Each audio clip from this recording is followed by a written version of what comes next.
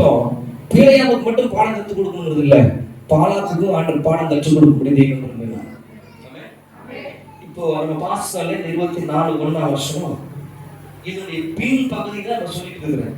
என்ன வசனத்துக்குள்ள என்ன பண்ணல, ஒன்னும் உள்ள போகல. ஆமென்.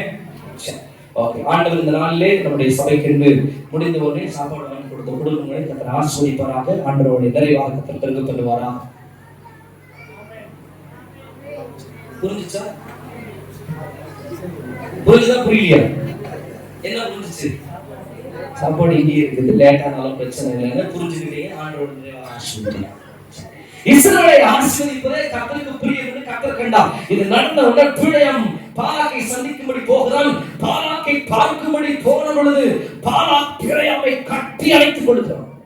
பாலாக்கு அவ்வளவு சந்தோஷம். யார் பார்க்கும்போது, ஓ ரைட்ரா, நமக்கு ஒரு ஆள் வந்துச்சு. கர்த்தருடைய பிள்ளைகளுக்கு விரோதமா நேரடியா யுத்தம் நடக்கிறது.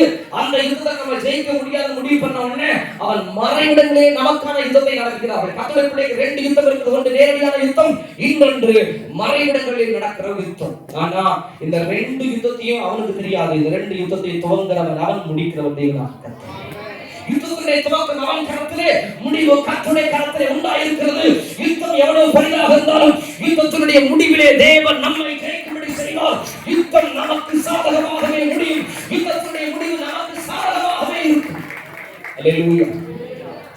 மறைமுறை யுத்தம் பண்ணணும்னு இப்போது பாலாக்கு ரொம்ப சந்தோஷம். பிள்ளையாம பார்க்கும்போது, பாப்பா பாரு இவன் எப்படி பெரிய இருக்கிறான் பாரு, இவனை சமைச்சு விட்டுருங்க அப்படின்னு சொல்லி சந்தோஷமா சொன்ன உடனே இப்போது பிள்ளையாம் தன் வழக்கத்தின்படி பலிபீடத்தை கட்டுகிறான். கற்களை எடுத்து வைத்து பலிபீடத்தை கட்டி பலி மிருகத்தை கொண்டு வந்து வைத்து எல்லாம் பலியிட்டு முடிச்சதுக்கு அப்புறம் இஸ்ரவேலை பார்த்து சபிக்கும்படி தன் வாயை திறக்கிறான். கர்த்தருடைய வேதம் சொல்லுகிறது, சபிக்கும்படி பிள்ளையாம் தன் வாயை திறந்த பொழுது ஆண்டவர் பிள்ளையாமுடைய நாவை தன்னுடைய கண்ட்ரோலுக்குள்ள கர்த்தர் கொண்டு வந்தார். இப்போது சபிக்க வேண்டிய பிள்ளையாம் இஸ்ரவேலை ஆசீர்வதித்தான். அல்லேலூயா. நீ என்ன சபிக்கணும்னு திட்டம் பண்ணிட்டாலோ சுற்று இயேசுவுடைய கரத்துல இருக்கிறது. தம்முடைய இடத்துல மெயின் சுற்ற கர்த்தர் வைத்திருக்கிறார். ஆமென். வாயை திறந்தவன பிள்ளையாமுடைய வாயிலிருந்து சாபம் வரல, பிள்ளையாமுடைய வாயிலிருந்து இஸ்ரவேலை குறித்த ஆசீர்வாதத்தை கர்த்தர் கொண்டு வந்தார். கர்த்தர் என்னை ஆசீர்வதிக்கணும் திட்டம் பண்ணிட்டார்னா, நீ எத்தனை சாபங்களே என் எல்லைக்குள்ளே வந்தாலும் அத்தனை சாபங்களும் ஒன்றும் என்னை சேதப்படுத்துவதில்லை. அத்தனைக்கு மீறி ஆண்டவரை ஆசீர்வதித்தே தீருவார். ஆமென். பிள்ளையாம் ஆசீர்வாதமான வார்த்தைகளை பேசுகிறார். நீங்கள் 22ஆம் அதிகாரம் தொடங்கி 23ஆம் அதிகாரம் வரைக்கும் வாசித்தீங்கன்னா பிள்ளையாமின் வாய் சாபத்தை குறித்து அல்ல, ஆசீர்வாதத்தை குறித்து பேசுகிறது. பாலாக்குக்கு ஃபுல்லா மனசு அடிச்சு ஓடி வந்து பிள்ளையாம தட்டி சொல்றான், யோ உம்மை சபிக்கும்படி கூட்டிட்டு வந்தா நீ என்ன செய்றீங்க, அவனை ஆசீர்வதிக்கிறீங்க அப்படின்னு சொல்லிட்டு, இந்த இடம் சரியில்லை நம்ம வேற ஒரு இடத்துக்கு போலாம் அப்படின்னு வேற ஒரு இடத்துக்கு கூட்டிட்டு போய் அங்கே போய் நிறுத்தி மறுபடியும் பலிபீடம் கட்டப்பட்டது, பலிபீடம் பலியிடப்பட்டது. இப்போது பிள்ளையாம் சபிக்கும்படி தன் வாயை திறக்கிறான். கர்த்தர் மறுபடியும் பிள்ளையாமின் நாவை தம்முடைய கண்ட்ரோலுக்குள்ள கர்த்தர் கொண்டு வந்தார். நீ எத்தனை முறை வாயை திறந்தாலும் அத்தனை முறையும் நீ என்ன வாய் அசைக்கணும் அவர் தம்முடைய கரத்தில் வைத்திருக்கிறார். ஆமென். சுவிட்ச் அவருடைய கையில் இருக்குது. அல்லேலூயா, அல்லேலூயா. இப்பொழுது மறுபடியும் சபிக்க வேண்டிய இந்த பிள்ளையாம் இஸ்ரவேலை ஆசீர்வதிக்கிறார். பாலாக்கு எப்படி இருந்திருக்கும்? பாலாக்கு இடத்துல நம்ம இருந்தா நம்ம என்ன பண்ணிருப்போம்? வேகமாய் ஓடி பாலாக்கு வந்து சொன்னா, சபிக்க வேண்டும் என்று கூப்பிடுறத இங்கேயும் அவனை ஆசீர்வதிக்கிறீங்களே அப்படின்னு சொல்லிட்டு என்னாகமத்தின் புத்தகம் 23ஆம் அதிகாரம் 23ஆம் அதிகாரத்திற்கு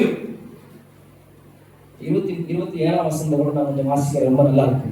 அப்பொழுது பாலாக் பிள்ளையாமை நோக்கி, வா வேறு இடத்திற்கு அழைத்துக் கொண்டு போகிறேன், நீ அங்கே இருந்தாவது எனக்காக அவர்களை சபிக்கிறது தேவனுக்கு பிரியமாக இருக்கும் என்று சொல்லி. யாரை கூப்பிடுறான்?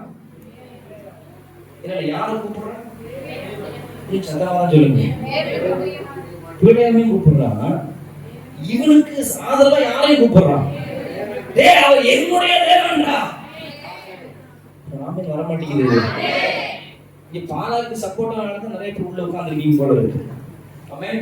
சபையிலிருந்து முதல்ல இந்த பாலாக்கு என்ன செய்யணும்? பாலாக்கு நாவை வெளியே அனுப்பிச்சிடணும். அல்லேலூயா. கர்த்தருடைய என்னோடு இணைந்து ஆமென் சொல்லுங்க. இவன் தனக்கு சாதகமாக தேவனுக்கு அழைக்கிறான். அது நீ அங்கே இருந்து சபிக்கிற தேவனுக்கு பிரியமாக இருக்கும் என்று சொல்லி 28ஆம் வசனம், அவனை எஷிமோனுக்கு எதிராக இருக்கிற பேயோரின் கொடுமுடிக்கு அழைத்துக் கொண்டு போனான். அப்பொழுது பிழையாம் பாலாக்கை நோக்கி, இங்கே எனக்கு 7 பலிபீடங்களை கட்டி. எத்தனை பலிபீடத்தை? 7 பலிபீடம் இல்லை, 700 பலிபீடம் கட்டினாலும் என்ன ஒன்றால் மேற்கொள்ள முடியாது.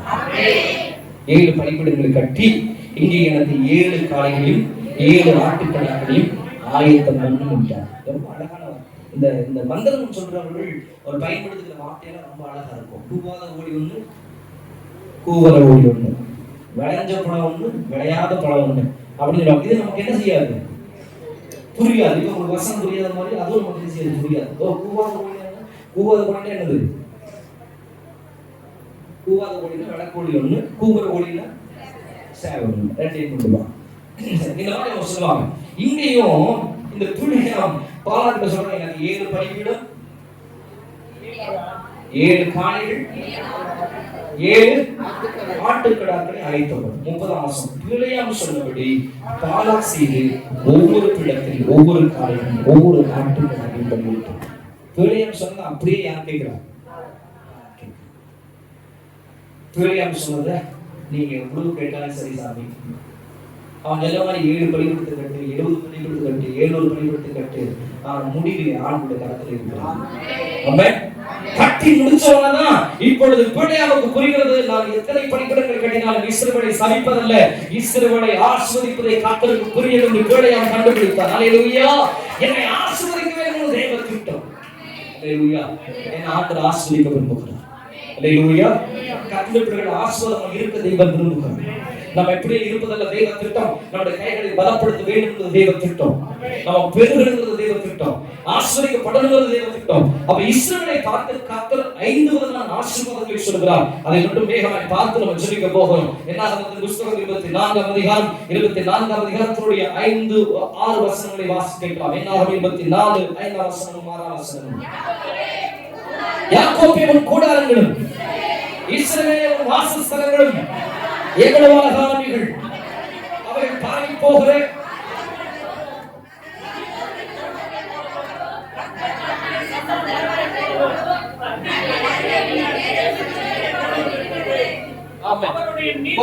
இந்த வேதம் விதமாய் சொல்கிறது. இஸ்ரவேலை ஆண்டவர் முதலாவது எப்படி ஆசீர்வதிக்க விரும்புகிறார்?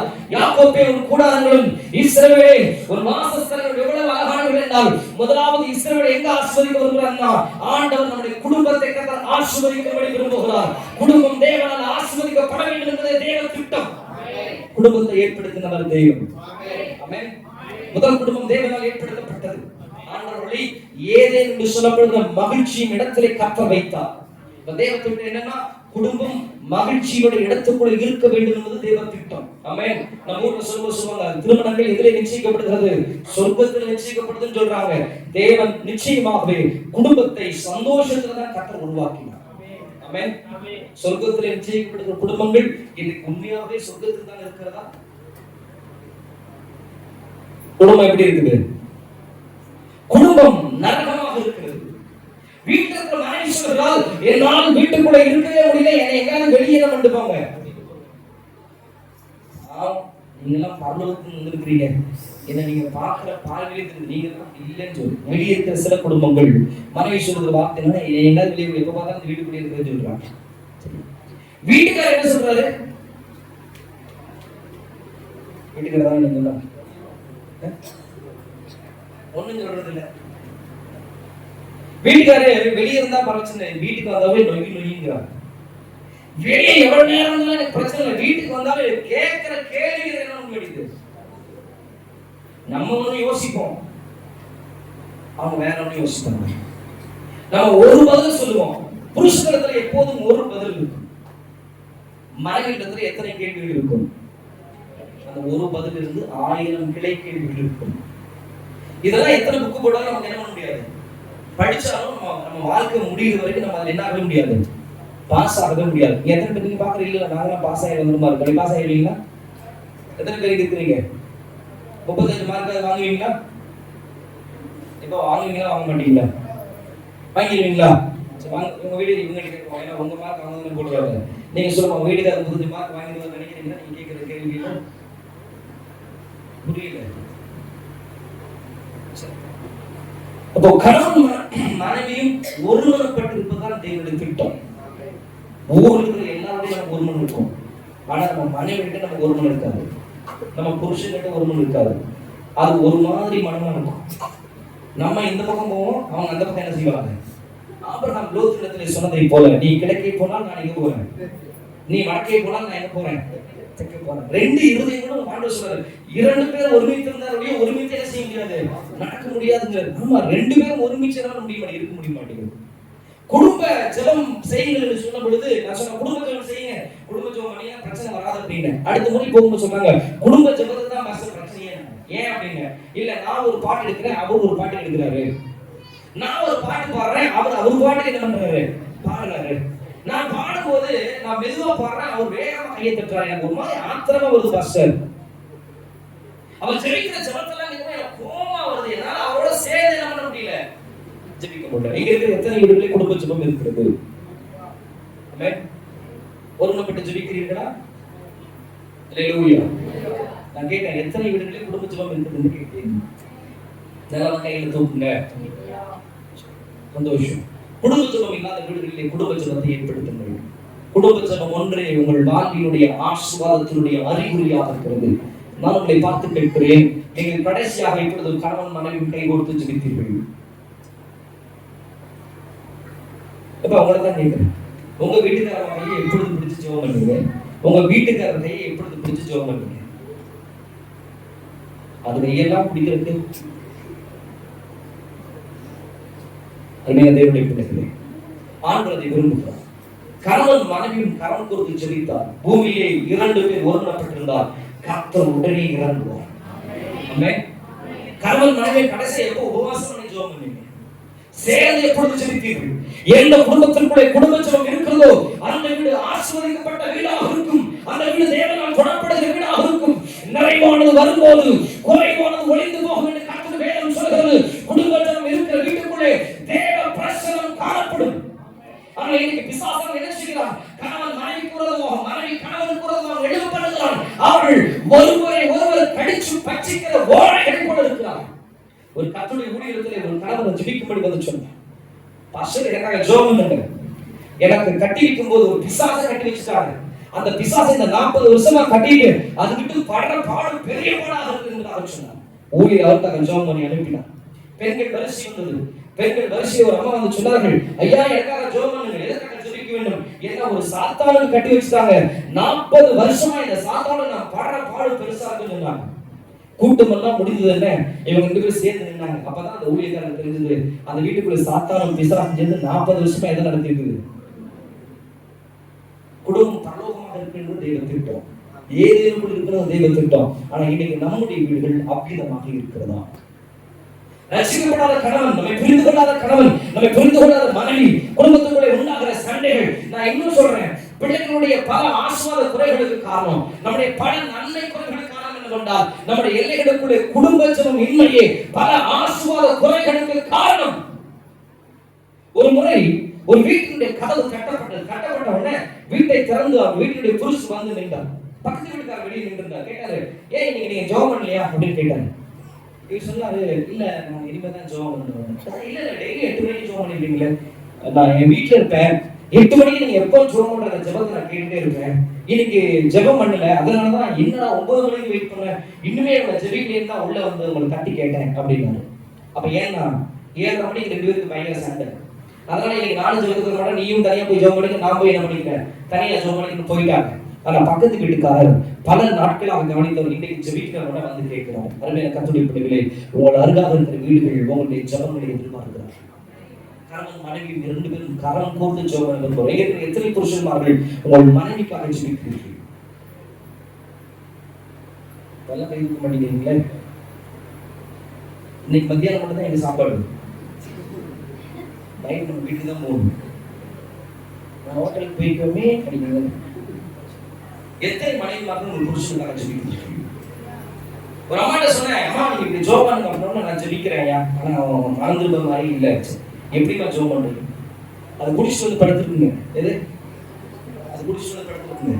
படுத்துக்கிற பக்கத்துல உட்காந்து, கடவுளே லாரி எவனையோ ஏத்திட்டு போகுது, ரோட்ல போற எவனெல்லாமோ சாகுறான், இதெல்லாம் குடிச்சிட்டு நேரா வீட்டுக்கு வருது, இதையெல்லாம் எப்ப நீங்க கேட்க போறீங்க அப்படின்னு ஜெபம் பண்ணுச்சு. அந்த மாதிரி சொல்லி பல வருஷமா எப்படி செஞ்சாச்சு ரட்சிக்கப்படவே இல்லை. அவர் எப்படி ரட்சிக்கப்படுவாரு? ஒரு புருஷனை சபியாதீர்கள், அவருடைய ஆசிரியத்தை சொல்லிட்டு ஜெபத்துல போய் முறுமுறுக்காதீங்க. ஆண்டவரே எனக்கு ஏன் இவனை கல்யாணம் பண்ணி கொடுத்தீங்கன்னு கேட்காதீங்க. எனக்கு ஏன் அவளை கல்யாணம் பண்ணி கொடுத்தீங்கன்னு கேட்காதீங்க. உங்கள் மனைவி தேவனால் உங்களுக்கு கொடுக்கப்பட்டிருக்கிற ஏற்ற துணை, உங்கள் புருஷன் உங்களுக்கு தேவனால் கொடுக்கப்பட்டிருக்கிற ஏற்ற துணை. ஆண்டவர் உங்களுக்கான விருப்ப துணையை கொடுக்கவில்லை, ஆண்டவர் உங்களுக்கான ஏற்ற துணையை கற்றுக் கொடுத்திருக்கிறார். இது தேவனால் கொடுக்கப்பட்டிருக்கிற ஏற்ற துணை. நம்ம அவர்களுக்காக ஜெபிக்க வேண்டுவது தெய்வ திட்டம். ஆமென். அல்லேலூயா. அப்போ தேவனுடைய திட்டம் என்ன? யாக்கோபின் கூடாரங்களும் இஸ்ரவேலின் வாசஸ்தலங்களும் எவ்வளவு அழகானவர்கள். அப்படி நம்முடைய வீடு முதலாவது குடும்பம் தேவனால் ஆசீர்வதிக்கப்பட ஆண்டவர் விரும்புகிறார். அதனுடைய 6ஆம் வசனம் விதமாய் சொல்லுகிறது, அவைகள் பரவி போகிற ஆறுகளைப் போலவும் நதியோரத்தில் இருக்கிற தோட்டங்களைப் போலவும் கர்த்தர் நாட்டின சந்தன மரங்களைப் போலவும் தண்ணீரில் உள்ள கேது விருட்சங்களை போல இருக்கிறது. ஆண்டவர் இந்த குடும்பத்துக்கு 4 ஆசீர்வாதம் கொடுக்கிறார். ஒன்று, இனி ஒரு ஆசீர்வாதம் தேங்கி நிற்கிற ஆசீர்வாதமா இராது, அது பரவி போகிற ஆறுகளை போல இருக்கிற ஆசீர்வாதமாக இருக்கும். ஆமென். அல்லேலூயா. நதி தேங்கி இருந்தால் நாற்றம் எடுக்கும். இனி நாற்றம் எடுக்கிற வாழ்க்கை அல்ல, ஓடுகிற ஒரு வாழ்க்கை கர்த்தர் எல்லை போல கொடுப்பார். ஓடுகிற ஆற்றை போல கர்த்தர் ஆசீர்வதிப்பார். அதற்கு நதியோரத்துக்கு தோட்டம், தோட்டமே ரொம்ப ஆசீர்வாதமான வந்து நம்முடைய எல்லை விட்டு ஒரு நிறைய பேர் சொல்றாங்க, சர்ச்சுக்கு வரும்போது அவ்வளவு சந்தோஷமா இருக்குது, திரும்ப ஒரு முறை வரலாம் இருக்குது அப்படிங்கிறாங்க. ஏன்னா சுத்தியும் தோட்டங்க நல்லா இருக்குதுங்க, வந்தாலே மனசுக்கு ரொம்ப அமைதியா இருக்குதுங்க அப்படின்னு சொல்றாங்க. அப்போ நதியோரத்துல பக்கம் இல்லாத தோட்டமே இவ்வளவு அழகா இருக்குன்னா, நதியோரத்துல தோட்டம் தான் எவ்வளவு செழுமையாக இருக்கும். கர்த்தர் உன் குடும்பத்தை செழுமைப்படுத்துவார். முதல்ல ஆண்டவர் உன் குடும்பத்தை உன் குடும்பத்தை ஆண்டவர் தேங்கி நிற்கிற ஆசீர்வாதமாக இல்லாமல் இதுவரைக்கும் இருந்தது இதுவே போதுங்கிறது இல்லாம கர்த்தர் புதிய இலைகளை திறப்பார். 2வது ஒரு செழுமையை கர்த்தர் கட்டிடுவார். 3வது கர்த்தர் நாட்டின சந்தன மரங்களை போல கர்த்தர் உன் குடும்பத்தை ஆசீர்வதிப்பார். ஆமென். சந்தன மரத்தினுடைய வாசனை எப்படி இருக்கும்? எத்தனை பேர் சந்தன மரத்தினுடைய வாசனை நுகர்ந்து இருக்கிறீர்கள்? மற்றவங்க சந்தன மரத்தை பார்த்ததே இல்லையா? சந்தன மரத்தை பார்த்தது கேட்கல. சந்தன மர வாசனை எத்தனை பேர்? சந்தன வாசனை எத்தனை பேர் உங்களுக்கு தெரியாது? இங்க இருக்கிற எத்தனை பேர் நீங்கள் சந்தன மரங்களுடைய வாசனையை நுகர்ந்திருக்கிறீர்கள்? ஏன் கையை தூக்கி சொல்லிட்டு இருக்கிறேன்னா, கையை தூக்கணும்னா தூக்கம் வரணும். இதெல்லாம் ஒரு டெஸ்ட். நீ தூங்குறியா இல்லையான்னு பாரு டெஸ்ட். கையை தூக்கணும், தூங்கல, ரைட்டு. ஆனா நம்மகிட்ட சில பேர் ரொம்ப கவனமா இருக்காங்க. ஒரு முறை திருவிருந்து பந்தி நடந்து கொண்டிருக்கிற போது அவர் கர்த்தருடைய ஊழியர் அவர்கள் என்ன செய்தாங்கன்னா, அந்த திருவிருந்து பாத்திரத்தை பாக்கெட்ல கொண்டு வந்து, இது உங்களுக்கு சிந்தப்படுகிற கர்த்தருடைய ரத்தம் அப்படின்னு தூங்கி இருந்த நம்மளால பாக்கெட்டுக்குள்ள கை விட்டு ₹1 தூக்கி உள்ள போனாங்க. அவங்க கருத்து நிறுத்தி, எப்பா இது காணிக்க நேரம் இல்லை, இது என்ன நேரம்? திருவிருந்து நேரம். அதனால இதெல்லாம் ஒரு டெஸ்ட். தூங்குறீங்களா இல்லையா? கையை வைத்து சொல்லுங்க, சந்தன மரங்களுடைய வாசனை வந்துருக்கீங்களா? சரி, சந்தன மரத்துடைய வாசனை எப்படி இருக்கும்?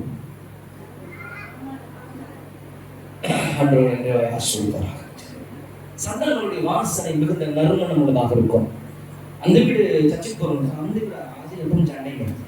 எப்ப பார்த்தாலும் ஓயாம சண்டை போட்டுருவான். அது ஜபத்துக்கு போற மாதிரி இருக்கு. அவன் ஜபத்துக்கு போறவங்களா? எனக்கு தெரியாத இத்தனை வருஷமா. இல்ல கர்த்தர் சந்தன மரங்களை போல நம்முடைய வாசல்களை ஆண்டு வாசனை உள்ளதாக கர்த்தர் மாறுபடி சொல்லுவார். அந்த வீடா ஆஸ்வதிக்கப்பட்ட வீடுங்க. அந்த பிள்ளைகளை மகிழ்ச்சியா இருப்பாங்க, வீட்டை விட்டு வெளியே வர மாட்டாங்க, அவ்வளவு நல்ல பிள்ளை, கெட்டவங்க பேச மாட்டாங்க, ஆண்டவருக்கு பயப்பட மாட்டாங்க. முக்கியமா அந்த வீட்டுல டிவி சீனுடைய சத்தமே செய்யாதுங்க. அல்லேலூயா. டிவி சீரியல் நம்ம எல்லைக்குள்ள ஓடுறதா ஆண்டவர் விரும்புறது இல்லை. ஆமென். கர்த்தர் இருக்கிற காரியங்கள் நம்ம எல்லைக்குள்ள இருப்பதை கர்த்தர் விரும்புகிறது இல்லை. நம்முடைய வீடு அவருடைய வீடு. சந்தன மரங்களை கூட அந்த வாசனை உள்ளதாக மாற்ற பண்ணட்டும். அதுக்கப்புறம் தண்ணீர் அருகில் உள்ள கேது விருட்சங்களை, கேது விருட்சம்னா அது மிகுந்த வலிமையானது. பரலோகத்தின் ஆண்டவருடைய குடும்ப உறவுகளை அந்த வழி உள்ளதாக மாற பண்ணட்டும். ஆமென். எங்க இருக்கீங்க? நான் சந்தையில் நின்றுமா? சரி, எப்போ வருவீங்க? இந்த சீக்கிரம் ஒரு 10 நிமிஷத்துல வந்துருவீங்க. சந்தையில் இருந்து அடுத்த கடைக்கு செல்வகுமார் நிப்பாப்ல போய் அங்க இருக்கிற நமக்கு பிடிச்ச ஒரு நெருக்கமான ஒரு விசுவாசி, மிகச்சிறந்த ஒரு விசுவாசி போன் பண்ணி, உங்க வீட்டுல செல்வகுமார் கடையில பார்த்தனே அப்படின்ற உடனே இப்பதான் இவர் எங்க இருக்கிறாரு. இதெல்லாம் ஒரு உதாரணம் சொல்றேன். மனைவி போகும்போது மட்டும்தான் சொல்லிட்டு போவேன், அதுக்கப்புறம் கூட மாட்டாப்ல. எப்போ வருவீங்க? அதோட சரி. அதான் இது எங்க லைஃப்ல நினைச்சக்கூடாது, கூடி கும்பி வச்சு போயிடக்கூடாது. இது பாசமாக இல்ல, நான் பொதுவா நடக்கிற விஷயத்த சொல்றேன். அப்ப நான் இது உடனே கூப்பிட்டு கேட்கறாங்க, நீங்க சந்தையில தான் இருக்கீங்க? ஆமா, சந்தையில தான் இருந்தேன். இப்ப இருக்கீங்க சந்தையில தான் இருக்கிறேன். செல்வகுமார் இருக்கீங்களா? இப்பதான் நியூஸ் வந்துச்சு அப்படின்னே அங்கிருந்து வேற எனக்கு இருக்காரு அப்படின்னா, ஆமா அவங்களுக்கு இதே வேலை, எப்ப பார்த்தாலும் இதே மாதிரி பொய்யா பேசி தெரியுங்க அப்படின்னு உடனே இவர் என்ன பண்ணுவாரு, நீங்க எல்லாம் பார்க்கறத பார்த்தா எனக்கு உண்மையாவே உங்க வீடு பரலோகம் போல இருக்குன்னு தெரியுது. எனக்கு நான் வெளியே கேள்விப்பட்ட விஷயம்லாம் வேற மாதிரி இருந்துச்சு. சரி, இப்ப 2 பேரும் கூட என்ன நடக்கும், சண்டை நடக்கும். அதுக்கப்புறம் வீட்டுக்கு 10 நிமிஷம் போக வேண்டியாலும் 10 மணி நேரம் கழிச்சு நினைச்சிருக்காது போயிருந்தா எங்கேயாவது உட்காந்துருக்கோம். என்ன பண்ணுறது உட்காந்துருக்குங்க, வீட்டுக்கு போனா ஓயா சண்டை இருக்கு. நான் சந்தையில இருந்து சொல்லிட்டேன், அந்த கடைக்கு வந்து ஒரு பொம்பளை வீட்டுக்கு போன் பண்ணி இந்த கடையில இருக்குன்னு சொல்லி விட்டாப்புல சொன்னதுனால ஒரே சண்டை. அங்கிருந்து எங்கதான் வாங்க வீட்டுக்கு என்ன வாங்கதான் வாங்க, எனக்கு போனா என்ன சண்டை போடுவான்னு தெரியல, நான் உட்காந்துருக்கிறேன் அப்படின்னு சொல்லுவாங்க. நீங்க ஒரு சின்ன ஒரு போன் கால் இருவருக்கும் இடையில் இருக்கிற வலிமையை இணைப்பை துண்டித்து விடுகிறது. கர்த்தர் சொல்றார், கர்த்தர் ஒரு குடும்பத்தை ஆசீர்வதிக்கும் போது யார் என்ன சொன்னாலும் உங்களை ஆண்டவர் தேர்வு விருட்சங்களை போல ஒருவர் ஐக்கியமாக இருக்க ஆண்டவர் தெரிவிச்சுள்ளார். ஆமென். முதல் ஆசீர்வாதம் என்ன? குடும்பத்தின் மீது உண்டாகிற ஆசீர்வாதம். இரண்டாவது ஆசீர்வாதம் 7ஆம் வசனத்தை கொஞ்சம் வாசியுங்கள்.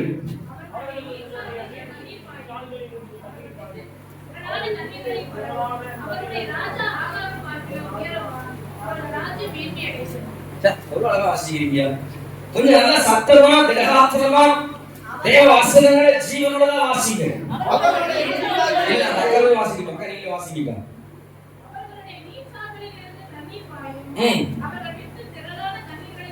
ஆண்டவர் இரண்டாவது கொடுக்கிற ஆசீர்வாதம், ஆண்டவர் என் வித்தை ஆசீர்வதிக்கிறார். வித்தை என்பது என்ன? என் பிள்ளைகள். ஆண்டவர் இரண்டாவதா என் பிள்ளைகளை கர்த்தர் ஆசீர்வதிக்கிறார். ஆமென். தேவ திட்டம் என் பிள்ளைகள் ஆசீர்வாதமாக இருக்க வேண்டும் என்பது, என் வித்து ஆசீர்வாதமாக இருக்க வேண்டும் என்பது, என் பிள்ளைகள் நன்றாக இருக்க வேண்டும் என்பது, என் பிள்ளைகள் ஆசீர்வதிக்கப்பட வேண்டும் என்பது. ஒருவேளை இங்கே இருக்கிற நீங்கள் உங்கள் பிள்ளைகளுக்காக ஜெபிக்கலாம், உங்கள் பிள்ளைகளுடைய ஆசீர்வாதத்துக்காக ஜெபிக்கலாம். இயேசுவின் நாமத்தில் சொல்றேன், கர்த்தர் உங்கள் வித்தை ஆசீர்வதிக்கிற காலங்களுக்குள்ளே கர்த்தர் கொண்டு வருகிறார். உங்கள் பிள்ளைகளை குறித்து நீங்க என்ன ஜெபிக்கிறீங்களோ, உங்கள் பிள்ளைகளை குறித்து என்ன தேவ சமூகத்தில் வைக்கிறீங்களோ, ஆண்டவர் அந்த ஜெபங்களை கேட்டு உங்கள் சந்ததியை ஓ ஹalleluya ஆசீர்வாதமாகவும் உங்கள் சந்தானத்தை தேவனுக்கு பிரியமான ஒன்றாகவும் கர்த்தர் மாற பண்ணுவார். உங்கள் பிள்ளைகள் தேவனாலே ஆசீர்வதிக்கப்பட்டிருப்பார். ஹalleluya. தேவ திட்டம் என் பிள்ளையை ஆசீர்வாதமாக வைக்க வேண்டும் என்பது. ஆமென். என் வித்தை ஆண்டவர் ஆசீர்வதிப்பார். ஒருவேளை உங்க பிள்ளையை பார்த்தீங்கன்னா எங்க படிக்க போறோம், இல்லைன்னா எங்க உருப்பட போறோம், இதெல்லாம் ஒண்ணுக்குமே ஆகாத உலகம் சொல்லலாம். ஆனால் இயேசு ஆகாத தலையில கல்லை மூளைக்கு தலைக்கலாக மாற பண்ணுகிறவர் உங்கள் பிள்ளையை தேவன் ஆசீர்வதிக்கிறவர். ஆமென். இருக்கிற எத்தனை பேர் உங்க பிள்ளைகளை ஐபிஎஸ் மாத்தணும்னு விரும்புறீங்க? நல்லா கை தூக்குங்க. எத்தனை பேர் உங்க பிள்ளைகளை ஐஏஎஸ் மாத்தணும்னு விரும்புறீங்க?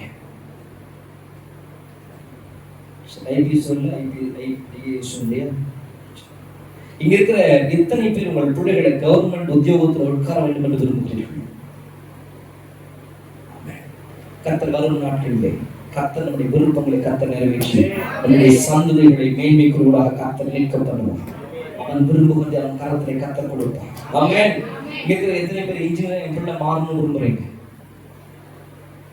இதெல்லாம் ஒரு கணக்கு எடுத்துக்கிறேன். இப்போ எத்தனை பேர் என் பிள்ளை டாக்டரா மாறணும்னு விரும்புறீங்க?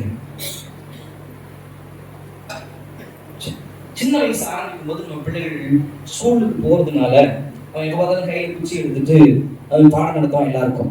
யாரா நீ? நான் யாரு? நான் டீச்சர். எல்லாம் உட்கார், எல்லாம் நான் சந்தோஷம் சொல்லி என் பிள்ளை எப்படி டீச்சர் மாதிரியே நடத்துறா பாரு. அவன் எப்ப பார்த்தாலும் குச்சி எடுத்து அவன் வேலையே என்னதான் எல்லாரையும் மிரட்டுறதா வேலை. அவன் எப்படியே டீச்சர் ஆயிடுறாங்க. போனவன நீ யாரு அப்படின்னு கேட்டா அவன் என்ன சொல்றான்? நான் டாக்டர். 1ஆம் வகுப்புல டீச்சர் இருந்தா இப்ப 6ஆம் வகுப்பு என்ன மாறிட்டா? டாக்டர் மாறிட்டா. 7ஆம் வகுப்பு 8ஆம் வகுப்பு போகும்போது யாரா மாறுறான்? யாரா நீ? நான் போலீஸா மாறிடுவேன். அன்னைக்கு வாத்தியார் சொன்னா, அன்னைக்கு வாத்தியார் சொன்னா, அன்னைக்கு டீச்சர் சொன்னா, அப்புறம் டாக்டர். இப்ப நான் யாரு? நம்ம போலீஸ். அது 10th முடிச்சதுக்கு அப்புறம் என்னடா அப்புறம் ஏதாவது ஒன்று இருக்க வேண்டியதா? ஏதோ ஸ்கூலுக்கு போல படிப்பு வர போல டீச்சர்ல ஆரம்பிச்சு டாக்டர்ல ஆகி இப்ப என்ன ஆயாச்சு? போலீஸ் ஆகி இப்ப நம்ம வீட்டுக்கு ஆகி ஒண்ணுக்கு ஆகாம போயாச்சு. ஆனா அம்மா சொல்லுவாங்க சின்ன வயசுல என்னை பத்தி சொல்லும்போது, எப்பவுமே என் வேலை என்னன்னா தலையில ரெக்கார்டு போடணும், பெரிய சட்டையை போட்டு இந்த ஃபாதர் மாதிரியே போய் ப்ரீச் பண்றது என் வேலையா. ஆண்டவர் அந்த மாதிரி இல்லாம ஆண்டவர் உண்மையாலுமே ப்ரீச் பண்ற வேலையை கற்றுக் கொடுத்துருக்காரு. நம்ம அதுக்கு செய்யணுமோ அறியாம செஞ்சோமோ கத்தை நம்ம கொடுக்குறோம். நான் விரும்பின அந்த லட்சியத்தை அடையும்படி கத்தர் எனக்கு உதவி செய்தார். அதில் நீங்க விரும்பின லட்சியத்தை அடையும்படி கத்தர் உங்களுக்கு உதவி செய்வார். உள்ள இருந்து ஒரு தாய் வெளியே வராங்க.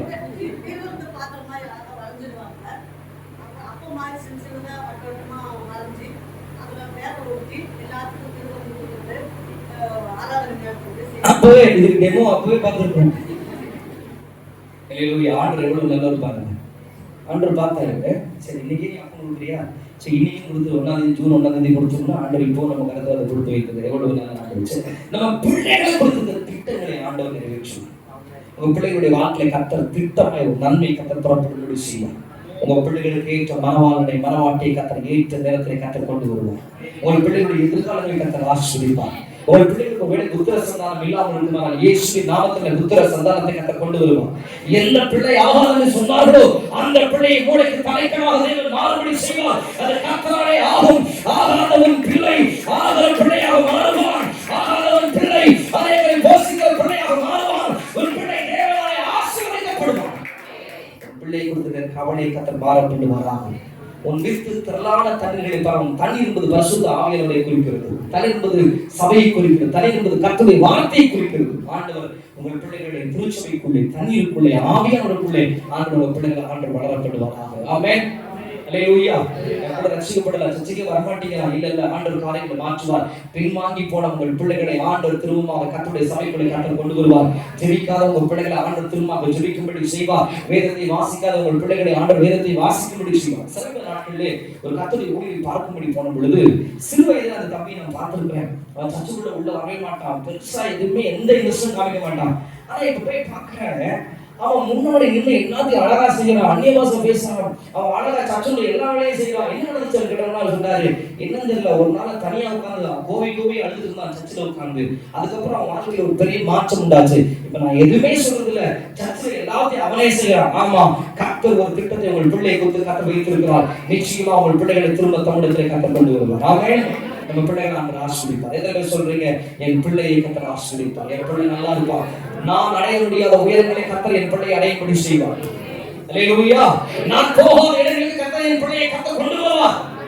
ஆமென். நான் போகாத இடங்களுக்கு என் பிள்ளை போவான். அல்லேலூயா. நான் அடைய முடியாத உயரங்களை என் பிள்ளை எட்டுவான். ஆமென். அல்லேலூயா. பலவான் கையில் அம்புகளுக்கு ஒப்பாக வாயுடைய கர்த்தர் வைத்து அப்படின்னா என்ன? பலவான் இருக்கிற இடத்துல இருப்பான். அம்பு அவன் எங்கே எங்கானோ அவ்வளவு தூரமாக போகும். கர்த்தர் உன் பிள்ளையை பல மைல் தூரம் கர்த்தர் கொண்டு போய் உன் பிள்ளையை கர்த்தர் ஆசீர்வதிப்பார். உன் பிள்ளை அம்பேக தூரத்துக்கு நேராக போவான். உன் பிள்ளை ஆசீர்வதிக்கப்பட்ட ஒரு நாள். ஆமென். அல்லேலூயா. இரண்டாவது ஆசீர்வாதம். மூணாவது ஆசீர்வாதம் என்னன்னா 8ஆம் வசனத்தை வாசியுங்கள்.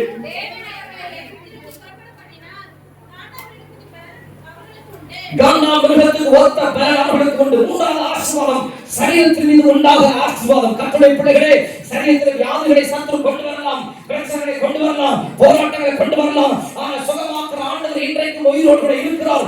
அன்றைக்கு 38 வருட வியாதிஸ்தரை சுகமாக்கின ஆண்டவர், 12 வருட பெரும்பாடு வியாதியை சுகமாக்கின ஆண்டவர், 18 வருஷமாய் பலவீனப்படுத்துகிற ஆவியை கொண்ட பெண்ணை சுகமாக்கின ஆண்டவர். ஓ ஹalleluya. பிறந்தது முதற்கொண்டே குஷ்டரோக வியாதியில் பாதிக்கப்பட்டவரை சுகமாக்கின ஆண்டவர், கண் கரியாதவரை கண் கரியும்படி செய்த ஆண்டவர், முடவனை நடக்கப்படின ஆண்டவர் இன்றைக்கு உயிரோடு இருக்கிறார்.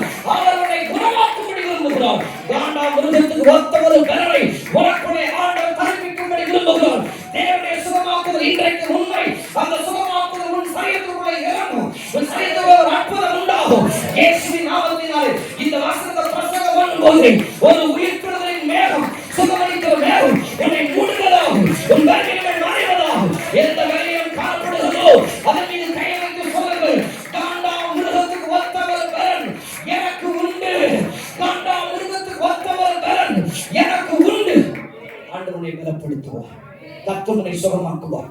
இந்த வியாதியை காணாதபடி கர்த்தர் உன்னை நீங்கி பிழைக்கும்படி உதவி செய்வார். காண்டாம் மிருகத்துக்கு ஒத்த பலன். இஸ்ரவேலின் கோத்திரங்களில் பலவீனப்பட்டவன் ஒருவனாகிலும் இல்லை. 40 வருஷமாய் நடந்தபோதும் அவர்கள் கால் நீங்கவும் இல்லை, அவர்கள் வஸ்திரம் பழையனாய் போகவில்லை. கர்த்தரை பலப்படுத்தினார். கர்த்தர் உங்களை பலப்படுத்துவார். கர்த்தர் தம் ஜனத்துக்கு சமாதானம் அருளி அவர்களுக்கு பலன் கொடுப்பார். அந்த பலனை உன் சரீரத்துக்கு கர்த்தர் கொடுப்பார். வாசல வெளியே உட்கார்ந்த ஒருவனையை கர்த்தர் சுகமாக்குவார்னா கர்த்தருடைய ஆலயத்துக்குள்ள வந்திருக்கிற உன்னை ஆண்டவர் சுகமாக்குவார். 38 வருஷமா பெதஸ்தா குளத்துல வெளியே படுத்ததை சுகமாக்குவார். ஆனால் இங்கே உள்ளே வந்திருக்கிற உங்களை தேவன் சுகமாக்குவார். தேவனால் கூடாத காரியம் ஒன்றாக. அல்லேலூயா. காண்டாமிருகத்துக்கு ஒத்த ஒரு பலன். கைகளை உயர்த்தி சொல்லுங்கள், என் பலன் காண்டாமிருகத்துக்கு ஒத்த ஒரு பலன். ஆண்டவர் என் பலனை தரிப்பிக்கவில்லை, காண்டாமிருகத்துக்கு ஒத்த பலனை தரிப்பிக்கும்படி செய்கிறார். ஆமென். 4வது ஆசீர்வாதம், அதே 8ஆம் வசனம் தொடர்ந்து வாசியுங்கள். அவர்கள் தங்கள் சத்துருக்களாகிய ஜாதிகளை பட்சித்து அவர்கள் எலும்புகளை நொறுக்கி அவர்களை தங்கள் அம்புகளால் எய்வார். 4வது ஆசீர்வாதம், சத்துருவின் மீது உண்டாகிற ஜெயம். நம்முடைய எல்லைகளுக்குள்ள அவன் காரியம் என்னவோ அதை பலமா செஞ்சிருக்கிறான். ஒரு விஷயத்தை நல்லா புரிந்து கொள்ளுங்கள், பிசாசு எப்பொழுதும் நம்மோடு கூட நமக்கு உதவியாக எப்பொழுதும் இருப்பதில்லை. அவன் உங்களுக்கு நன்மை செய்வதில்லை, அவனால் உங்களுக்கு நன்மை செய்ய முடியாது. அவன் உங்களுடைய எதிராளியாக, அவன் பொய்யும் பொய்க்கு பிதாவாக இருக்கிறான், அவன் திருடனும் கொள்ளைக்காரனுமாக இருக்கிறான். அவன் பேசுறதெல்லாம் பொய்யா இருக்கும், அவன் சொல்றதெல்லாம் பொய்யா இருக்கும். அவன் சொல்லுவான், நீ இப்படி நடக்க முடியாது, இப்படி ஆசீர்வதிக்க முடியாது, இப்படின்னு பயத்தை கொண்டு வாழ பயப்படாத, இதற்கு மேலே கர்த்தருடைய உயரத்தை ஆசீர்வதித்து நாமே கொடுக்கிறோம். ஆமென். சத்துருவின் மேல ஒரு ஜெயம். சத்துருடைய ஒரு பெரிய ஆயுதம் என்னன்னா பயம். பயம் எங்கெல்லாம் இருக்குதோ அங்கெல்லாம் பிசாசுடைய ஆளுகை காணப்படும். அவன் எந்தெந்த பயத்தை உங்களுக்குள்ளே கொண்டு வருகிறானோ ஆண்டவர் இன்றைக்கு அந்த பயத்தை மண்ணோடு மண்ணாக, கல்லறையோடு கல்லறையாக ஆண்டவர் கல்லறை கட்டும்படி விரும்புகிறார். உன்னை ஆண்டவர் ஜெயிக்க பண்ண விரும்புகிறார். வசனம் உன்னோடு கூட இருக்கிறபடியினால் இந்த பயம் உன்னை விட்டு விலகட்டும். நான் மரண இருளின் பள்ளத்தாக்கை நடந்தாலும் மரணத்துக்கு பயப்படேன், தேவன் என்னோடு கூட இருக்கிறார், அவருடைய கோலும் தடியும் என்னை தேற்றும் என்று கர்த்தருடைய வேதம் சொல்கிறது. அல்லேலூயா. அவர் என்னோடு இருக்கிறதுனால இதை நான் மேற்கொள்வேன். ஆமென். அவன் சொல்றதெல்லாம் நம்பாதீங்க. பக்கத்துல இருக்கிறவங்க சொல்லுங்க, அவன் சொல்றதெல்லாம் நம்பாதீங்க. அவன் எப்ப பார்த்தாலும் பொய்யாதான் பேசுவான். சில பேர் அமைதியா இருக்கிறீங்க, நீங்க அமைதியா இருந்தா அவனுக்கு சப்போர்ட் பண்ணான்னு நினைக்கிறீங்க. ஆனா உங்களை அவன் தன்னோட வச்சுக்கிறது கிடையாது. ஏன் அவங்களை தன்னோட வச்சுக்க மாட்டான் சொல்லுங்க பாக்கலாம். ஏன் அவங்கள தன்னோட வச்சுக்க மாட்டான்? எவ்வளவு சீக்கிரமா சொல்றீங்க அவ்வளவு சீக்கிரமா முடிச்சிருங்க. புரியல? முதல்ல உங்களை நம்பதில்லை. சொல்லுங்க. ஏன்னா அவர் மட்டும்தான் நம்புவார், அவன் உங்களை நம்ப மாட்டான். ஏன்னா உங்க பில்லி சூனியம் ஏவல் செய்வன் எல்லாம் அவனுக்கு தெரியும் இல்லையா? நம்முடைய எல்லாம் அவனுக்கு தெரியும்.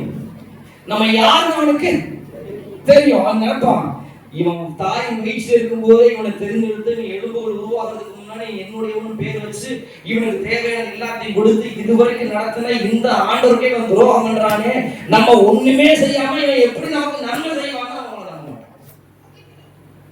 ஆமென். அவன் நம்முடைய எதிராளி. நீங்க என்னைக்கு பைபிள் தூக்குனீங்க, என்னைக்கு அவரை ஏற்றுக்கொண்டீர்கள், அப்பொழுது நீங்கள் அவருடையது, நீங்கள் அவனுடைய எதிராளிகளாக இருக்கிறீர்கள். ஆமென். அல்லேலூயா. அப்ப என்ன செய்வான்?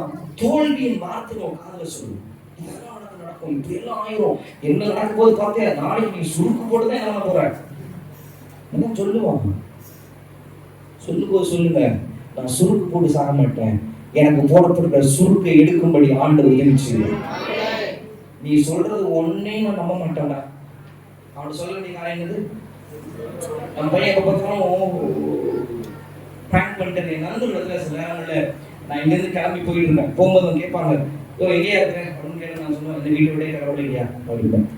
அவங்க சொல்லுவாங்க, சீக்கிரமா வரணும், ஏன் பண்றேன் 10 நிமிஷம் அவங்க பேசுறது அப்புறம் சொல்லுவேன், இந்த இடத்துல வந்துட்டு இருக்கிறேன் அப்படின்னா சீக்கிரமா வந்து எப்ப பார்த்தாலும் அவங்க இதே குழப்பு அப்படின்பாங்க. உண்மையாலுமே சில நேரம் நம்ம போயிருக்க மாட்டோம். நான் சொல்லுவேன், நான் வீட்டுல இருக்கிற அப்படின்னு போய் பேசா எத்தனை மணிக்கு வருவேன்னு சொல்லுவேன். உண்மையாலே வீட்டுல தான் இருக்கிறேன், எத்தனை மணிக்கு வருவேன்னு இப்ப பார்த்தா அவனுக்கு இதே வேலை. ஏன்னா அவன் ஏற்கனவே நான் சும்மா கதை விட்டு அவன் நினைக்கிறான், நான் சும்மா ஜோக்கா பேசினான், அவன் சொல்லுவான் எப்ப பார்த்தா நாளைக்கு இதே வேலை தான், உண்மையே பேச மாட்டான், இது யாரும் நக்கல் அடிச்சே இருப்பாப்ல அப்படின்பான். கவனிங்க, பிசாசு சில நேரம் நம்மகிட்ட பேசும்போது இல்ல பல நேரங்களை பேசும்போது அவன்கிட்ட சொல்லுங்க, உன் வாயை திறந்தாவே என்னதான் வரும்? நீ சொல்றதா நம்ப மாட்டேன்னு சொல்லுங்க. கூட சொல்றீங்களான்னு பாருங்க, என்ன பார்த்து சொல்றீங்க? அவனை பார்த்து சொல்லுங்க, நீ சொல்றத நான் நம்ப மாட்டேன். வாயை திறந்தாவே பொய்ய. நான் உருப்பட மாட்டேன்னு சொல்றேன், ஆனா எனக்கு தெரியும் நான் உருப்பிடுவேன். என் பிள்ளை படைக்க மாட்டேன்னு சொல்றேன், ஆனா எனக்கு தெரியும் என் பிள்ளை படைப்பான். நான் மேல வரமாட்டேன்னு சொல்றேன், ஆனா எனக்கு தெரியும் நான் மேல வருவேன். என்னை பலப்படுத்துகிற கிறிஸ்துவினாலே எல்லாவற்றையும் செய்ய எனக்கு பலம் உண்டு. என்னை பலப்படுத்துகிற கிறிஸ்துவினாலே எல்லாவற்றையும் செய்ய எனக்கு பலம் உண்டு. சத்துருவை மேல ஜெயத்தை கொடுக்கிறான். அவன் எவ்வளவு பெரிய ஃப்ராடுன்னா, ஒரு பெரிய மலையின் மேல ஆண்டவர் கூட்டிட்டு போய் சொல்றான், இந்த ராஜ்யங்கள் எல்லாம் ஒரே செகண்ட்ல ஒரே நிமிஷத்துல இயேசு காமிச்சு சொல்றான், இவைகளெல்லாம் எனக்கு கையளிக்க கொடுக்கப்பட்டிருக்கிறது. நீ என்னை தண்டனிட்டு வணங்கினால் இவைகளெல்லாம் உனக்கு என்ன செய்யணும்? யார் வீட்டு சொத்தை எடுத்து யாருக்கு கொடுக்கிறது? அவர் வார்த்தையில் நான் உருவாக்குறவர், சகலம் அவருடையது, அவருடைய என்னன்னு கதை விடுறான். இதெல்லாம் எனக்கு கொடுக்கப்பட்டிருக்கிறது. ஆண்டவரை பார்த்து என்ன சொன்னாரு? சத்தமா சொல்லுங்க. ஆண்டவரை பார்த்து என்ன சொன்னாரு? ஏப்பா பயப்படாம சொல்லுங்கப்பா, சத்தமாய் சொல்லுங்கள். நீ சொல்ற சத்தத்துல எல்லை விட்டு ஓடி போக சொல்லு. அப்பாலே போ, அப்பாலே போ. சத்தாலே உன் சித்தங்கள் தவிடுபடியாவதா, உன்னுடைய பயங்கள் தவிடுபடியாவதா, உன்னுடைய எல்லா நோக்கங்கள் தவிடுபடியாவதா, என்ன குறித்து நீ சொல்ற அத்தனை தவிடுபடியாவதா. உன்னை கர்த்தர் எனக்கு ஜெயத்தை கொடுத்திருக்கிறார். ஆண்டவர் ஏற்கனவே உன்னை தன் காலின் கீழே ஆண்டவர் மிதித்திருக்கிறார். அவன் ஏற்கனவே ரசிக்கப்பட்டவன், ஏற்கனவே மிதிக்கப்பட்டவன். அவன் தலையின் மேலே இயேசு ஏறி நின்று தலையை நசுக்கியிருக்கிறார். ஆமென். துரைத்தனங்களையும் அதிகாரங்களையும் வெளியாக கோலமாக்கி அவைகள் மேலே இயேசு வெற்றி சிறந்திருக்கிறார். ஆமென். அல்லேலூயா. தலையோடு இருக்கிறவனை பார்த்து பயப்படணும், தலையில்லாத ஒருத்தரை பார்த்தா. சில பேர் என்ன கேட்டாங்க, ஏன் மாஸ்டர் தாடி வச்சிருக்கீங்க? முன்னாடி எல்லாம் நீங்க தாடி இல்லாம இருப்பீங்க, இப்ப தாடி வச்சிருக்கீங்க. தாடி எடுக்கும்போது நம்ம முகம் குழந்தை முகமா இருக்குது. சொல்றது என்ன என்னன்றது இல்ல, கேட்கறது இல்ல. இப்ப நம்ம பேசாம அமைதியா தாடி வச்சு நின்று தாடியை நீவிட்டே நிற்கும் போது பாக்குறவங்க என்னன்னு தோணுது, கொஞ்சம் ஒரு டர்ரான ஆளா இருப்பாரோ, அதையும் மீறி முகத்துல ஒரு குழந்தை இருக்குன்னு வச்சுக்காங்க, கொஞ்சம் டர்ரான ஆளா இருப்பாரோ அப்படின்னு. இப்ப உங்களுக்கு தாடி ரகசியம் புரிஞ்சுச்சா? ஸோ என்னன்னா நம்ம பார்க்கும்போது அப்படி ஒரு மாதிரி தெரியும் அப்படிங்கிறதுக்காக வச்சு சும்மா விளையாட்டு சொல்லலாம். கவனிங்க, அப்போ இந்த இடத்திற்குள்ளே பிசாசினுடைய எல்லைகளுக்குள்ளே கொண்டு வரக்கூடிய பல விஷயங்களை பார்த்து நம்ம சொல்ல வேண்டிய காரணம், நீங்க என்ன சொன்னாலும் எனக்கு அதை பத்தி கவலை இல்லை, ஆண்டவர் என்னை ஜெயிக்க பண்ணுகிறவர், ஆண்டவர் என்னை ஜெயிக்க பண்ணுகிறார். அல்லேலூயா. நாலாவது காரணம், எதன் மேல ஜெயத்தை கற்றுக் கொடுக்கிறார்? சத்துருக்கு மேல. கடைசியாக என்னாகமத்தின் புத்தகம் 24ஆம் அதிகாரம் 24ஆம் அதிகாரத்துடைய 9ஆம் வசனம்.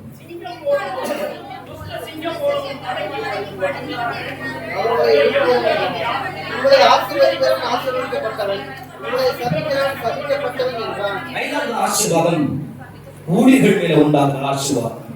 அந்த ஆசீர்வாதம் என்னன்னா, உங்களை ஆசீர்வதிக்கிறவன், உங்களை சபிக்கிறவன்.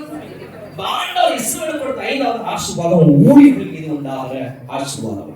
அதுவே கர்த்தருடைய பிள்ளைகளை ஊழியர்கள் வளர்கிற போதும், ஊழியர்கள் ஆசீர்வதிக்கப்படுகிற போதும் கர்த்தருடைய பிள்ளைகளுடைய இருதயம் சந்தோஷப்படவே விரும்புகிறார். ஆமென். நம்ம ஊழியர் புதுசா ஒரு காரியத்தை செய்யும்போது, நம்முடைய ஊழியருக்கான வளர்ச்சி ஆண்டவர் கட்டிடும் போது, ஒரு நாள் நடந்து போயிட்டு இருந்து நம்ம ஊழியக்காரர் இன்னைக்கு வண்டியில போகும்போது அதை பார்க்கும்போது நம்ம இருதயம் சந்தோஷப்படணும். ஆண்டவரை உயர்த்திருக்கிறத பார்க்கும்போது சந்தோஷப்படணும். ஆண்டவர் அதை விரும்புகிறார். இன்னைக்கு நான் முன்பே சொன்னது போல யூடியூப்ல இருக்கிற நிறைய பேர் என்ன செய்யறாங்க, அவங்க வேலையை என்ன கர்த்தருடைய ஊழியரை கொடுத்து பேசுகிறது. ஏதோ ஒரு ஊழியர் தவறு செஞ்சுட்டாங்கன்னா யாருமே சர்ச்சுக்கு போகாதீங்க, யாருமே அங்க போகாதீங்க, இப்படி ஊழியரை கொடுத்து குறை சொல்லி கொண்டிருக்கிற காரியத்தை பார்க்கிறோம். ஊழியரை கொடுத்து தவறாய் பேசுறதை பார்க்கிறோம். 10 யூடியூப் சேனல்ல 9 யூடியூப் சேனல்கள் முழுக்க கர்த்தருடைய ஊழியரை தவறாக பேசுகிறதுக்காக தான் இருக்குது. ஏன் தவறா பேசுறாங்க உள்ள போய் பார்த்தா, கர்த்தருடைய வசனத்தை பார்க்கிறவனுடைய எண்ணிக்கை ரொம்ப குறைவு. கர்த்தருடைய ஊழியர்களை குறை சொல்லி பேசுறவனுடைய பார்க்கிறவனுடைய எண்ணிக்கை ரொம்ப அதிகம். அப்ப அவன் என்ன புரிஞ்சுக்கிறான், வருமானத்திற்கான ஒரு வழி என்ன அப்படின்னா, வியூஸ்க்கான ஒரு வழி என்னன்னா, கர்த்தருடைய ஊழியர்களை தவறா பேசினா இதெல்லாம் நமக்கு நடக்கும் என்பதை அவர்கள் உணர்ந்து கொள்கிறார்கள், புரிந்து கொள்கிறார்கள். அப்ப என்ன பண்றாங்க, பேசும்போதெல்லாம் கர்த்தருடைய ஊழியர்களை பத்தி தவறாக பேசுகிறார்கள். நல்லா கவனிங்க, நீங்கள் யாருக்காக ஜெபிக்கிறீர்களோ அவர்களை குறை சொல்வதற்கான அதிகாரம் உங்களுக்கு இல்லை. நீங்கள் யாரை குறை சொல்கிறீர்களோ நீங்கள் அவர்களுக்காக ஜெபிப்பதில்லை. இந்த நாட்களில் ஆண்டவர் ஊழியர்களுக்காக ஜெபிக்க ஆண்டவர் விரும்புகிறார். ஊழியனுடைய வளர்ச்சியை குறித்து சந்தோஷப்பட தேவன் விரும்புகிறார். நம்முடைய ஊழியன் ஆசீர்வதிக்கப்பட்டால் நம்மை ஆண்டவர் ஆசீர்வதிப்பார். இங்க இருக்கிற எத்தனை பேர் உங்கள் ஊழியர்களுக்காக ஜெபிக்கிறீர்கள்? ஒரு ஊழியனுக்கு ஒரு பாடல் தான், எத்தனை பேர் ஓடி அவர்களுக்காக வருகிறீர்கள்? நான் இந்த நாட்டில் ஆளுநர் அதான் கேட்கிறேன், ஆண்டவரே நான் கேட்டு எனக்கு இவர்கள் வேண்டும் என்று கொடுத்து நான் இப்போ அதுதான் என்னோட ஜெபமும், அதுதான் நான் கேட்கிறேன். ஆண்டவரே நான் கேட்டு எனக்கு இது வேணும், ஆண்டவரே எனக்கு அது வேணும், எனக்கு இது வேணும்னு கேட்கறத விட கேட்காம என்பது உங்களுக்கு என்ன வேணும்னு செய்கிற இடத்துக்கு மேலா ஆண்டவர் ஜனங்களை மாற்றி ஆண்டவர் அவங்க கைகளை ஆசீர்வதிங்கப்பா, கொடுக்கிறோட மாற்றுங்கப்பா, ஒரு காரியத்தை சொன்னவனை புரிந்து கொண்டு ஜெபிக்கிறோட மாற்றுங்கப்பா. அதான் கேட்கிறேன், உங்களை ஆசீர்வதிக்கிறவனை கர்த்தர் ஆசீர்வதிப்பார். உங்களுக்காக என்ன கோபம் வந்தாலும் உங்க மேல கோபம் வந்தாலும் நீங்க என்னதான் திட்டினாலும் சந்தோஷமா சகிச்சுட்டு போறது யாருதான்? உங்க சொந்தக்காரன் போய் திட்டி பாருங்க. நீங்க இப்ப என்னெல்லாம் பேசுறீங்க அதெல்லாம் உங்க சொந்தக்காரன் போய் பேசுங்க. உங்க சொந்தக்காரன் ஒரு லாரம் தழுவி கட்டி அணைத்து எவ்வளவா நீ பேசுகிறீர்கள் அப்படின்னு சொல்லுவாரா? நீ பேசுற 4 கெட்ட வார்த்தை கூட 40 கெட்ட வார்த்தை பேசுவோம். ஆனா எல்லாத்தையும் தெரிஞ்சுக்கிட்டு சிரிச்சுட்டே என்ன பண்ணுவோம்? அதுதான் ஊழியனுடைய வாழ்வு. நீங்க திட்டினீங்கன்னு தெரியும், ஆனாலும் உங்களை சந்தோஷமா அப்படியா சரி சரி ஜெபம் பண்ணிருக்காங்க அப்படின்னு சொல்லி, அதுதான் ஊழியனுடைய இருதயம், ஒரு தகப்பனுடைய இருதயம். எனக்கு ஏதோ உட்காந்து ஒரு 12 மணிக்கு மேல உட்காந்து தேவ சமூகத்துல நின்று ஜெபம் பண்ணுறதான் கேட்டேன், ஆண்டவரே ஒரு தகப்பனுடைய இருதயத்தை எனக்கு தாரும் ஆண்டவரே. ஆண்டவர் நம்ம நாட்களிலே நம்முடைய ஊழியை ஆண்டவர் ஆசீர்வதிக்க விரும்புகிறார். அவன் உலகத்துல எல்லா ஊழியக்காரனுக்காக சொன்னாங்க, தினந்தோறும் ஒரு 5 நிமிடமாக உங்களுக்கு பெயர் தெரிந்த ஊழியக்காரனுடைய பெயரை சொல்லி செல்வீங்க. ஹல்லேலூயா. யாராவது வேதத்தை எடுத்துக்கொண்டு உங்க வீட்டுக்கு வருவாங்கன்னா, நல்ல ஊழியக்காரன் இருப்பாங்கன்னா அவர்களை கனம் பண்ணுங்கள். ஆமென். ஹல்லேலூயா. அவர்களுக்காக ஜெபிங்க, ஊழியர்களை தாங்க, ஊழியர்களுக்காக ஜெபிங்க. உங்களை ஆசீர்வதிக்கக்கூடிய கர்த்தர் ஆசீர்வதிப்பார். ஹல்லேலூயா. ஊழியம் கர்த்தருடையது. ஆமென். நாம கொடுக்கலைன்னா ஆண்டவர் யாரை கொண்டாலும் ஊழியர்களுக்கு கர்த்தர் கொடுப்பார். ஆனா கொடுத்து நாம் ஆசீர்வதிக்கப்பட தேவன் விரும்புகிறார். ஆமென். அவர்களுக்காக நேரத்தை கொடுங்கள். ஆமென். ஹல்லேலூயா. அதே நேரம் ஜெபிங்க. இந்த நாட்களில் ஆண்டவர் திரும்ப என்னோட பேசுகிறார். திரும்ப சகோதரர்கள் கூடி நம்ம ஒரு பிரேயர் வாக் பண்ண உன்னை போல அதிகாலை இந்த ஜெபிக்க ஆண்டு திரும்ப கர்த்தர் பேசிக் கொண்டே இருக்கிறார். கர்த்தருக்கு சித்தம் வரும் நாட்களிலே ஒரு 60 நாட்கள் உபவாசம் இருந்து ஜெபிக்க ஆண்டவர் குறித்து பேசுகிறார். ஆண்டவர்கிட்ட அடையாளங்களை கேட்டிருக்கிற ஆண்டவர் இதெல்லாம் இருக்குமோ, நான் எப்படி ஜெபத்துல உட்கார்றது எல்லாத்தையும் கேட்கிறேன். ஆனாலும் கர்த்தர் சொல்லுவார், அதை சந்திக்க அவரும் நல்லவராக இருக்கிறார். ஆமென். அப்ப நம்ம ஜெபிக்கும் போது ஒரு பெரிய மாறுதலை கர்த்தர் உங்கள் ஊழியர்களை கர்த்தர் ஆசீர்வதிக்க விரும்புகிறார். 5 விதமான ஆசீர்வாதம். முதலாவது ஆசீர்வாதம், கர்த்தர் உங்கள் குடும்பத்தை ஆசீர்வதிக்க விரும்புகிறார். 2வது ஆசீர்வாதம், உங்கள் பிள்ளைகளை ஆசீர்வதிக்க விரும்புகிறார். 3வது ஆசீர்வாதம், உங்கள் சரீரங்களை ஆசீர்வதிக்க விரும்புகிறார். 4வது ஆசீர்வாதம், சத்துருவின் மேல ஜெயத்தை கொடுக்க விரும்புகிறார். கடைசி ஆசீர்வாதம், உங்கள் ஊழியரை தேவன் ஆசீர்வதிக்க விரும்புகிறார். ஆமென். ஹல்லேலூயா. ஹல்லேலூயா. ஊழியர் மீது ஒரு குறைவு உங்களுக்கு அறிந்தால் நீங்கள் தனியாக அவரிடத்தில் போய் உங்களுடைய காரியங்களை சொல்லுங்கள். அதுவும் அப்படி இல்லை, போய் எது கஷ்டமோ அதை குறித்து சொல்லுங்க, அவர் அதற்கான பதிலை கொடுக்கட்டும். இருவருக்கும் இடையே ஒரு சமாதானமான உணர்வில் சமாதான உடன்படிக்கை கற்றுக் கொடுக்கட்டும். ஆமென். ஹல்லேலூயா. விவேகன் வேலுமணிக்கு சொல்லுவாப்ல, உங்களுக்கு தெரியுமா?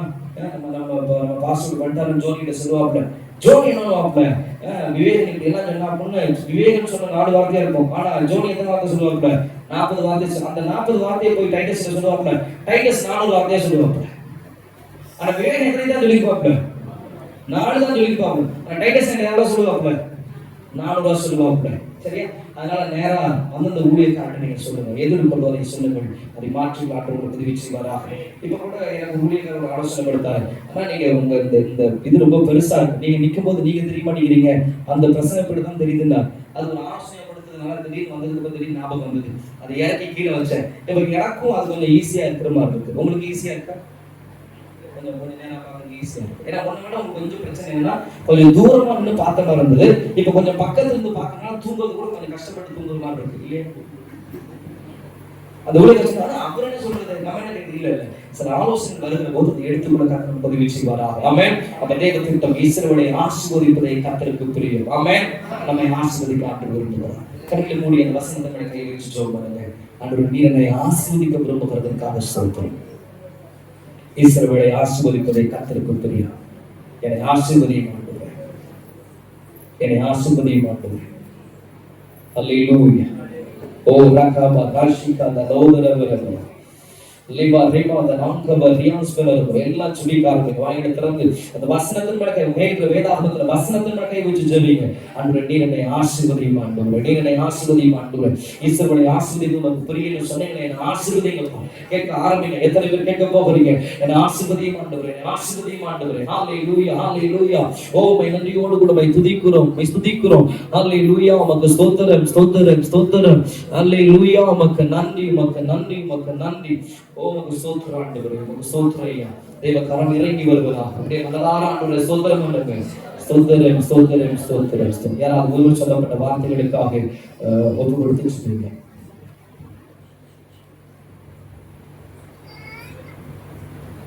சொல்லப்பட்ட வார்த்தை யாராவது ஒப்பு கொடுத்து